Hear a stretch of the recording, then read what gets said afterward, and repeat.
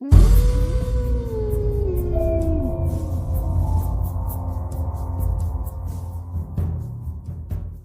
कहानी के लेखक है संजय कामले। वो थोड़ी जल्दबाजी में ही लिफ्ट के अंदर घुसी और नीचे जाने का बटन दबाया।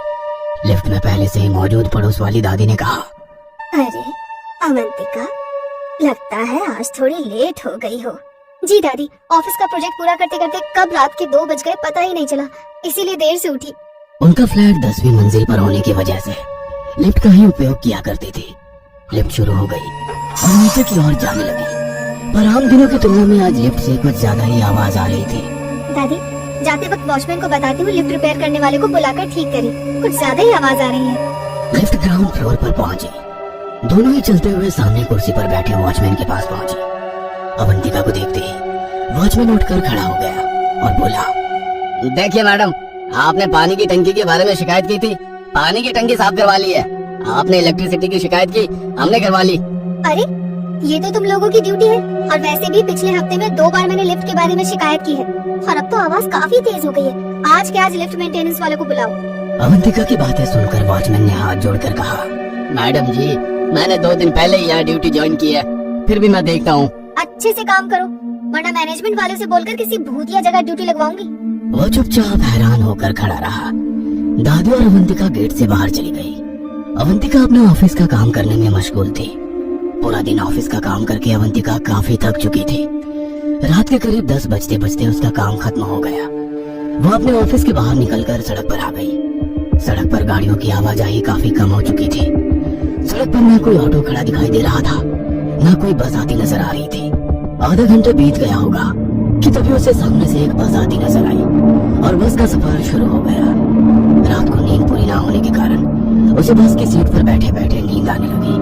कुछ ही देर में बस उसके अपार्टमेंट के पास पहुंची। वो नीचे उतरी और गेट से अंदर चली गई। उसने वॉचमैन की कुर्सी की तरफ देखा, पर हर रोज की तरह कुर्सी खाली नजर आई। अब गया होगा शराब पीने, इसकी शिकायत करनी ही पड़ेगी। अपने आप से बुदबुदाते हुए वो लिफ्ट के पास पहुंची। लिफ्ट के अंदर जाते हुए वो दरवाजा बंद करने ही वाली थी कि तभी झट से वॉचमैन लिफ्ट के अंदर आया। उसकी इस हरकत से अवंतिका एक पल के लिए सहम गई और एकदम से पीछे हट गई, पर अगले ही पल उसने खुद को संभाल लिया। वॉचमैन ने लिफ्ट का दरवाजा बंद कर लिया और थोड़ा गुस्सैल नजर से अवंतिका की ओर देखने लगा। उसकी हरकत देख अवंतिका बोली, ये क्या बदतमीजी है? जी नहीं, आपने सुबह कहा था ना लिफ्ट ठीक करने को, ठीक करवा ली है। देख लीजिए, वरना मेरी शिकायत करने आप ऊपर तक जाएंगे। तुम तो ऐसे बोल रहे हो, ये काम करके मुझ पर एहसान कर रहे हो। बिल्डिंग मैनेजमेंट ने ये जिम्मेदारी तुम्हें दी है। जी नहीं, मेरा काम निगरानी करना है, फिर भी लोगों को परेशानी ना हो इसलिए अपनी जिम्मेदारी समझकर काम करवा लिया है। बताइए, काम ठीक हुआ है क्या? कोई आवाज तो नहीं आ रही है ना? लिफ्ट के अंदर एक जानलेवा सन्नाटा फैल गया था। वॉचमैन की इस हरकत से उसे गुस्सा तो काफी आ गया था, पर दिल ही दिल में वो बुरी तरह डर चुकी थी। उसका ये डर लाजमी था क्योंकि रात के 11 बज चुके थे और वहाँ पर उन दोनों के अलावा कोई नहीं था, इसलिए उसका ये डर भी लाजमी था। क्या हुआ मैडम, आप चुप क्यों हो गई? बोलिए, लिफ्ट की वो आवाज आ रही है क्या? लिफ्ट एक एक माला ऊपर जा रही थी और अवंतिका की नजरें उसी पर टिकी हुई थी। अवंतिका की और कुछ गुस्से से देखते हुए वॉचमैन लिफ्ट के भीतर एकदम से उछला, जिसकी वजह से लिफ्ट एकदम से हिचकोले खाने लगी। वॉचमैन की इस हरकत से वो डरी सहमी लिफ्ट के एक कोने में चिपक कर खड़ी होकर कांपती हुई आवाज में बोली, ये क्या मजाक लगा रखा है? अगर लिफ्ट टूट गई तो? ऐसे कैसे टूट जाएगी, और टूट गई तो रिपेयर करवा लूंगा। इतना कहकर वो दोबारा कूदने लगा। ये देखो, ये देखो, नहीं टूटी ना, देखा, नहीं टूट रही ना लिफ्ट। जैसे तैसे 10वीं मंजिल तक पहुंची। लिफ्ट रुकते ही अवंतिका ने झट से दरवाजा खोला और खाली वार्ड में तेज कदमों से चलने लगी। लिफ्ट के अंदर खड़ा वॉचमैन उसी को देख रहा था। तेज कदमों से अवंतिका अपने कमरे तक पहुंची और चाबी निकालकर दरवाजा खोलने लगी, पर चाबी लग नहीं रही थी। उसने तिरछी नजर से बाईं और उस लिफ्ट की तरफ देखा तो लिफ्ट के खुले दरवाजे से वॉचमैन अभी भी अवंतिका को ही घूरे जा रहा था। अवंतिका ने झट से अपनी नजरें हटाई और दरवाजा खोलकर कमरे के भीतर चली गई। दरवाजा बंद करके दरवाजे के पास ही खड़ी रही, पर लिफ्ट का दरवाजा बंद होने की या लिफ्ट के नीचे जाने की आवाज नहीं आई। डर और गुस्से से आग बबूला हुई अवंतिका अपने आप से बुदबुदाई, इसकी नौकरी खत्म समझा, मुझे डराने की कोशिश कर रहा है। तो कल इस अपार्टमेंट से बाहर होगा। इतना कहकर वो फ्रेश होने के लिए चली गई। शावर का ठंडा पानी शरीर पर गिरते ही उसकी सारी थकावट दूर होने लगी। बदन से टॉवेल लपेटकर वो बाथरूम से बाहर आ गई और उसे कुछ याद आ गया। वो अपनी खिड़की के पास गई और धीरे से नीचे झांक कर देखा। वॉचमैन अपने केबिन के पास खड़ा अवंतिका के फ्लैट की तरफ ही देख रहा था। वो झट से पीछे हट गई। बहुत हो गया, अब तुम्हारी नौकरी कोई नहीं बचा सकता। इतना कहकर उसने अपनी खिड़की का पर्दा बंद कर लिया। सुबह हो चुकी थी।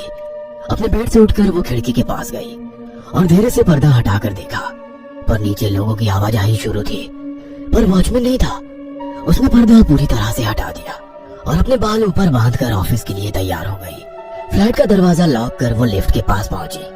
उसने बटन दबाया कि तभी दादी ने आवाज दी, अरे अवंतिका, आज सीढ़ियों का इस्तेमाल करना होगा, लिफ्ट बंद पड़ चुकी है। दादी सीढ़ियां चढ़कर ऊपर आ गई। वह काफी थक चुकी थी। दादी की हालत देखकर अवंतिका गुस्से से आग बबूला हो गई और मन ही मन बोली, कल रात बड़ा उछल कूद करके बोल रहा था कि लिफ्ट ठीक की है।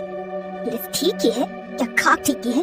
अवंतिका की तरफ देखकर दादी बोली, क्या हुआ, क्या सोच रही हो? दादी, मैनेजमेंट को भी ऐसे ही निकम्मे लोग पसंद है, पर अब बहुत हो गया। मैनेजमेंट के पास उसकी शिकायत करनी ही पड़ेगी। इतना कहकर वो सीढ़ियों की तरफ जाने लगी कि दोबारा दादी ने उसे रोका। अवंतिका, चलो मेरे साथ। दादी हाथ पकड़कर उसे अपने कमरे में ले आई। दादी, आज मैं आपकी कोई बात नहीं सुनने वाली। उस काम चोर चौकीदार को सबक सिखाकर ही दम लूंगी। ठीक है, मत सुनना। इतना कहकर दादी ने उसके हाथ में न्यूज़पेपर दे दिया और उसमें छपी एक खबर की तरफ इशारा किया। अवंतिका ने खबर देखी और हैरान हो गई। गायत्री अपार्टमेंट में लिफ्ट टूटने से चौकीदार और एक कर्मचारी दोनों की मौत। दादी, ये खबर तो हमारे अपार्टमेंट की है। हाँ, कल दोपहर लिफ्ट की मरम्मत का काम शुरू था, उसी समय ये हादसा हो गया। कल दोपहर? हैरान परेशान अवंतिका सोच में पड़ गई। ये कैसे हो सकता है? हादसा कल दोपहर को हुआ है और मैं तो कल रात लिफ्ट से ही आई हूँ और लिफ्ट में उस वॉचमैन ने मेरे साथ बदतमीजी भी की थी, तो ये कैसे हो सकता है? दादी उसके हैरान चेहरे की तरफ देखकर बोली, अब उन्हीं को कौन टाल सकता है? पर बिना कुछ बोले वो घर से निकली और सीढ़ियां उतरकर नीचे की ओर जाने लगी। पर वो एक ख्याल उसके दिमाग को कुरेद रहा था। क्या वो मेरा वहम था? पर कल रात तो मैं लिफ्ट से ही ऊपर गई थी, मतलब चौकीदार की आत्मा उस लिफ्ट के अंदर है। क्या वो मुझे चेतावनी देने आया था? सोच सोच कर उसका दिमाग फट रहा था। तभी उसे एम्बुलेंस का सायरन सुनाई दिया।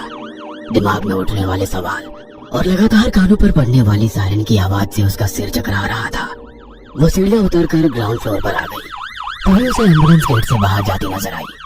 उसे कुछ भी होश नहीं था कि तभी उसके कानों पर एक आवाज पड़ी। उसने आवाज की ओर देखा तो लिफ्ट के मेंटेनेंस का काम चल रहा था। वहाँ पर एक पुलिस वाला भी खड़ा था और लिफ्ट के पास एक बोर्ड पर लिखा था, लिफ्ट मेंटेनेंस के लिए बंद है, कृपया सीढ़ियों का इस्तेमाल करें। वो अपनी ड्यूटी पर पहुंची, पर काम में बिल्कुल भी मन नहीं लग रहा था। वो चुपचाप अपनी कुर्सी पर बैठी थी। तभी टेबल पर रखे टेलीफोन की रिंग हुई। वो झट से अपने ख्यालों से बाहर निकली। उसने फोन उठाया। हेलो मैडम, बताइए, लिफ्ट का काम ठीक हुआ है क्या? कोई आवाज तो नहीं आ रही है ना? रिसीवर से कान में गूंजने वाली वो आवाज अवंतिका झट से पहचान गई। डर से सिर्फ एक ही सेकंड में उसका गला सूख गया था।